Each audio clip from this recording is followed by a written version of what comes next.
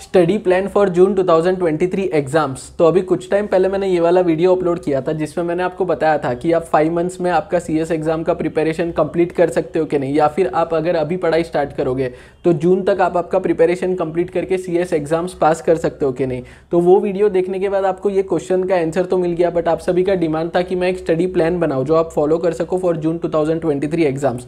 तो आज ये वीडियो में हम यही स्टडी प्लान डिस्कस करेंगे जो होगा जून 2023 एग्जाम्स के लिए। कोई भी गोल अचीव करने के लिए प्लानिंग बहुत ज़्यादा इंपॉर्टेंट होता है, क्योंकि अगर आपके पास प्लान रेडी है तो आपको पता है कि आपका नेक्स्ट स्टेप क्या है। सिमिलरली अगर आपके पास एक स्टडी प्लान रेडी है तो आपको पता है कि जो भी बाकी के मंथ्स है, जनवरी, फरवरी, मार्च, अप्रैल और मई, इसमें आपको एक्जैक्टली क्या करना है, कैसे टाइम को यूज़ करना है, कौन सी एक्टिविटीज़ आपको करनी चाहिए, कौन सी चीज़ें आपको अवॉइड करनी चाहिए, ताकि आप आपका ज़्यादा प्रोडक्टिवली टाइम यूज़ कर सको और आपके एग्जाम्स में पास हो सको।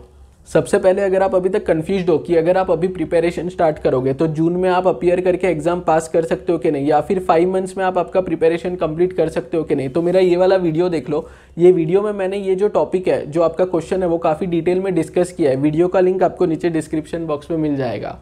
तो आज जो स्टडी प्लान और 6 स्ट्रैटेजी मैं आपके साथ शेयर करूंगा वो आपको फॉलो करना है for the next 5 months, Jan, Feb, March, April, May. और ये स्टडी प्लान सबके लिए, अगर आप एग्जीक्यूटिव में हो तो भी फॉलो कर सकते हो, प्रोफेशनल में हो तो भी फॉलो कर सकते हो, अगर तीनों ग्रुप दे रहे हो, प्रोफेशनल के या एग्जीक्यूटिव के दोनों ग्रुप दे रहे हो तो भी फॉलो कर सकते हो, या फिर कोई एक ग्रुप दे रहे हो तो भी आप इसको ये फॉलो कर सकते हो। और वीडियो को एंड तक देखना, क्योंकि 6 मेन स्ट्रैटेजी के अलावा वीडियो के एंड में मैं एक बोनस स्ट्रैटेजी भी शेयर करूंगा उनके लिए जो ये वीडियो को एंड तक देखेंगे। तो अब जो सबसे पहला चीज़ आपको करना है वो यह है कि अभी आपके पास जो टाइम है जनवरी टू मई, उसको है ना 2 पार्ट में आपको डिवाइड करना है। 2 पार्ट मतलब जनवरी, फरवरी, मार्च एक पार्ट हो जाएगा और अप्रैल और मई सेकेंड पार्ट। अब जनवरी, फरवरी, मार्च में आपका फोकस होना चाहिए कि कैसे भी करके मैं अपने लेक्चर्स कंप्लीट कर लूँ, जितना हो सके उतना सेल्फ स्टडी भी कंप्लीट कर लूँ लेक्चर के साथ साथ। और सिमिलरली लास्ट 2 मंथ है, जो सेकेंड पार्ट है, जो अप्रैल और मई मंथ है, उसमें आपको आपका टारगेट रखना चाहिए कि जितना हो सके उतना ज़्यादा मैं रिवाइज करूँ। अभी फिलहाल जनवरी मंथ चालू है तो हम पार्ट 1 मतलब जैन, फेब, मार्च में जो आपको लेक्चर्स कंप्लीट करना है उस पर ज़्यादा ध्यान देंगे। आपको बस ध्यान से डेली आपका कंसिस्टेंटली पढ़ाई करके लेक्चर्स कंप्लीट करना है और उसके साथ साथ सेल्फ स्टडी भी करो। अगर आपका लेक्चर टाइम पे कंप्लीट हो जाएगा 31 मार्च तक तो आपको रिवीजन के लिए ज़्यादा टाइम मिलेगा। अब जो सेकेंड पॉइंट है वो है रीड ICSI मॉड्यूल्स। अब ये काफ़ी इंपॉर्टेंट है और इसमें 2 अलग अलग सिचुएशन हो सकता है। एक सिचुएशन ऐसा होगा कि आपने कोई भी सर का लेक्चर लिया है, कोई भी प्रोफेसर का लेक्चर लिया है और आप उनके नोट्स रेफर कर रहे हो, आपको उनके नोट्स से ही पढ़ाई करना पसंद है, मॉड्यूल से पढ़ना नहीं पसंद है, तो आप कंटिन्यू करो उनके नोट से पढ़ना, क्योंकि एंड मूवमेंट पे स्विच करके मतलब नहीं है, पैनिक क्रिएट होगा। तो आप उनके नोट से ही पढ़ाई करो, बट जैसे ही एक चैप्टर का पढ़ाई हो जाता है वैसे ही एक बार वही चैप्टर का मॉड्यूल भी रीड कर लो, ताकि आपको पता चलेगा कि सर के नोट्स के अंदर कुछ स्किप तो नहीं हो गया। मतलब हो सकता है कोई चैप्टर में आपके सर ने 10 आंसर्स दिए, 10 क्वेश्चन एंड आंसर है कोई चैप्टर में, बट मॉड्यूल में हो सकता है 15 है, तो इसका मतलब कि 5 ऐसे आंसर है जो आपके सर ने अपने नोट्स में कवर नहीं किए, तो वो आप मॉड्यूल से पढ़ाई कर लो। और सेकंड सिचुएशन इसमें मैंने देखा है अक्सर स्टूडेंट्स क्या सोचते हैं कि हम हमारे सर के नोट्स से पढ़ाई कर लेंगे, फिर एंड के 1-2 महीने में एक बार मॉड्यूल रीड कर लेंगे। तो ये ऐसा सोचने में इजी है कि एंड में मॉड्यूल रीड कर लेंगे, बट हम जैसा सोचते हैं वैसा होता नहीं है। लास्ट में आपके पास इतनी सारी चीज़ होगी, इतना सारा कंटेंट होगा टू रिवाइज, राइटिंग प्रैक्टिस करना होगा, पास्ट क्वेश्चन पेपर सॉल्व करने होंगे, काफ़ी कुछ आपको करना होगा एंड में। तो इसके लिए एंड में मत रखो। और मॉड्यूल इतना बड़ा है, ऐसी चीज़ नहीं है कि आप एंड में मतलब 2-4 घंटे देके रीड कर लोगे, तो वो तो फॉर्मेलिटी हो जाएगी। इसके लिए आप क्या करो, अभी से ही एक हैबिट डालो। अगर आप कोई सर के नोट से पढ़ रहे हो तो आपको ये फॉलो करना है, बट अगर आप डायरेक्टली मॉड्यूल से पढ़ रहे हो तो बेस्ट है। बट कोई सर के नोट से पढ़ रहे हो तो एक चैप्टर उनके नोट से आपने पढ़ा तो तुरंत मॉड्यूल भी पढ़ लो वही चैप्टर का। और मॉड्यूल पढ़ना बहुत इंपॉर्टेंट है, क्योंकि आप सोच के देखो जो आपका क्वेश्चन पेपर है वो कहाँ से आएगा, वो मॉड्यूल से ही आएगा। मतलब ICSI ही सेट करेगा आपका क्वेश्चन पेपर, तो मॉड्यूल से ही आने वाला है। तो ऐसा मत करो कि मॉड्यूल छोड़ के कोई सर के नोट्स पढ़े, उनके नोट्स भी पढ़ो बट मॉड्यूल भी पढ़ो, क्योंकि फिर क्या होगा, एग्जाम में कोई क्वेश्चन आएगा जो आपको लगेगा कि सिलेबस के बाहर से आया था, तो वो सिलेबस के बाहर से नहीं आया था, आपके प्रोफेसर के नोट्स के बाहर से आया था, बट मॉड्यूल में से ही आया था। जो नेक्स्ट पॉइंट है वो साइमल्टेनियस रिवीजन। साइमल्टेनियस रिवीजन का मतलब पढ़ाई के साथ साथ आपको रिवाइज करना है। बहुत सारे स्टूडेंट्स क्या करते हैं कि लास्ट का 1 महीना या फिर 2 महीना वो सिर्फ रिवीजन के लिए रखते हैं और उसी में रिवाइज करेंगे, मतलब पहले रिवाइज नहीं करेंगे। जैसे मैंने भी आपको बताया कि अप्रैल और मई में आपको रिवाइज करना है, बट इसका मतलब ये नहीं कि आप अभी रिवीजन नहीं कर रहे हो। जो प्रोफेशनल एग्जाम्स होते हैं CA, CS, CMA, इसका सिलेबस काफ़ी वास्ट होता है, तो आपको इतना सारा कंटेंट याद रखना है। तो ये आपको याद कैसे रहेगा, अगर आप रिवाइज करोगे तो ही याद रहेगा। तो इसके लिए आपको पढ़ाई के साथ साथ रोज रिवाइज करना है। Daily at the end of the day आप रिवाइज कर लो जो भी आपने सुबह से पढ़ा है, फिर जब वीकेंड आएगा मतलब जब संडे आएगा तभी आप पूरे हफ्ते में जो आपने पढ़ा है वो रिवाइज कर लो।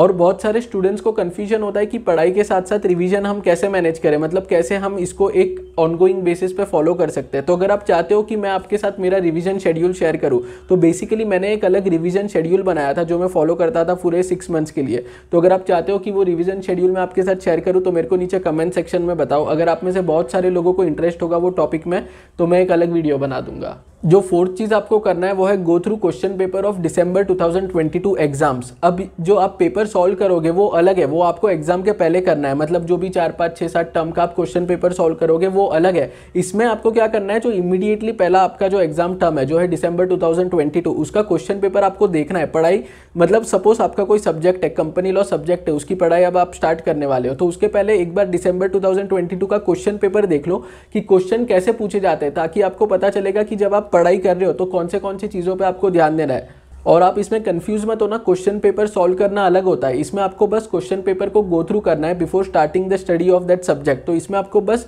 15-20 मिनट देके देखना है कि कैसे टाइप के क्वेश्चन आ रहे हैं। सॉल्व आप करोगे एग्जाम के पहले। जो 5th पॉइंट है वो राइटिंग प्रैक्टिस। जब आप राइटिंग प्रैक्टिस करोगे तो आपको पता चलेगा कि आंसर को लिखना कैसे है, आंसर को प्रेजेंट कैसे करना है। और जितना आप राइटिंग प्रैक्टिस करोगे उतना आपको कॉन्फिडेंस भी ज़्यादा आएगा, क्योंकि आप सोच के देखो आपका कंसेप्ट कितना भी क्लियर है, but at the end of the day आपका एग्जाम होता है राइटिंग मोड में। तो at the end of the day आपको वहाँ पे जाके लिखना है आंसर शीट में।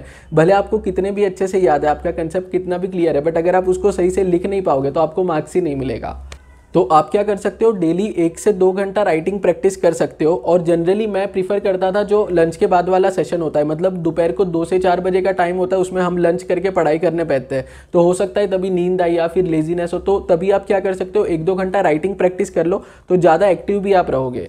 और अगर आपको नहीं पता कि एग्जाम में आंसर कैसे हम प्रेजेंट कर सकते हैं या फिर कौन से फॉर्मेट में आंसर लिख सकते हैं जिससे हमें ज़्यादा मार्क्स मिले, तो मैंने उसके ऊपर 2 वीडियो ऑलरेडी बनाई ये टॉपिक पे। तो अगर आप ये जानना चाहते हो डिटेल में तो ये 2 वीडियो देख लो, वीडियो का लिंक आपको नीचे डिस्क्रिप्शन बॉक्स में मिल जाएगा। जो 6th पॉइंट है वो ये है कि आपको एक strict study time table follow करना चाहिए। अगर आपके पास स्टडी टाइम टेबल होगा तो आप ज़्यादा प्रोडक्टिवली आपका टाइम यूज़ कर पाओगे। आपको पता होगा कि कितने बजे उठना है, कितने घंटे पढ़ाई करना है, कब लंच ब्रेक लेना है, कब डिनर ब्रेक लेना है, कब आपको सोना है, कब मॉर्निंग में वापस पढ़ाई स्टार्ट करना है। बेसिकली टाइम टेबल होता है तो हमको पता है कि कितने बजे क्या करना है, तो इससे हम टाइम वेस्टेज अवॉइड कर सकते हैं और ज़्यादा प्रोडक्टिवली पढ़ाई कर सकते हैं। अगर आप चाहते हो कि मैं एक स्टडी टाइम टेबल का वीडियो अपलोड करूं जून 2023 के स्टूडेंट्स के लिए, तो मेरे को नीचे कमेंट सेक्शन में बताओ। जैसे आपने डिमांड किया था स्टडी प्लान का, और ये वीडियो मैंने within a week upload कर दिया। जब आपने बोला था अपलोड करने, उसके विद इन अ वीक मैंने अपलोड किया। वैसे ही अगर आपको स्टडी टाइम टेबल वाला वीडियो भी चाहिए होगा तो एज सुन एज पॉसिबल मैं वो बना के अपलोड कर दूंगा। अब ये हो गया 6 मेन स्ट्रेटेजी, बट जैसा मैंने बोला था वीडियो के एंड में मैं आपके साथ एक बोनस स्ट्रेटेजी शेयर करूंगा, वो मैं अब आपको बताता हूँ। और ट्रस्ट मी ये काफ़ी यूजफुल है, ये हर कोई फॉलो कर सकता है। जो नेक्स्ट चीज़ आपको करना है वो है ABC analysis of each and every subject. ABC analysis में आपको बताता हूँ एक एग्जांपल के साथ, ताकि आप एकदम इजी लैंग्वेज में समझ पाओ। तो कोई भी सब्जेक्ट ले लो, एग्जांपल के लिए उसमें 15 चैप्टर है, 15 चैप्टर है टोटल। अब 15 में से 5 चैप्टर होंगे जो बहुत ज़्यादा इंपॉर्टेंट है, नेक्स्ट 5 चैप्टर होंगे जो इंपॉर्टेंट है बट उतने भी नहीं जो जितने फर्स्ट 5 चैप्टर्स जितने थे। फिर जो लास्ट 5 चैप्टर्स होंगे वो इतने इंपॉर्टेंट नहीं है, मतलब कभी कभी उसमें से आ जाता है 5-10 मार्क का, 15 मार्क का आ जाता है। पढ़ना आपको सब कुछ है, बट अगर आप ये ABC एनालिसिस करोगे तो आपको पता चलेगा कि ज़्यादा ध्यान मुझे कौन से चैप्टर्स पे देना है। और जब आप ये बाइफरकेशन अच्छे से कर लोगे तो आपको पता चलेगा कि A और B जो चैप्टर्स है, मतलब पहले 5 और सेकंड 5, ये 10 चैप्टर्स में से ही 70 to 80 मार्क्स का आपका क्वेश्चन पेपर आएगा। तो इससे आप क्या कर सकते हो कि ज़्यादा ध्यान दे सकते हो वो 10 चैप्टर्स में, बाकी 5 भी आपको पढ़ना है। आई रिपीट कि सब 15 चैप्टर आपको पढ़ना है, बट जो पहले 10 है वो आपका होगा प्रायोरिटी, उसको आपको ज़्यादा डिटेल में पढ़ना है, ज़्यादा ध्यान से पढ़ना है। तो ये था स्टडी प्लान जो आप फॉलो कर सकते हो जून 2023 एग्जाम्स के लिए। अगर आपको ये वीडियो अच्छा लगा है तो वीडियो को लाइक कर देना, और thank you very much for watching.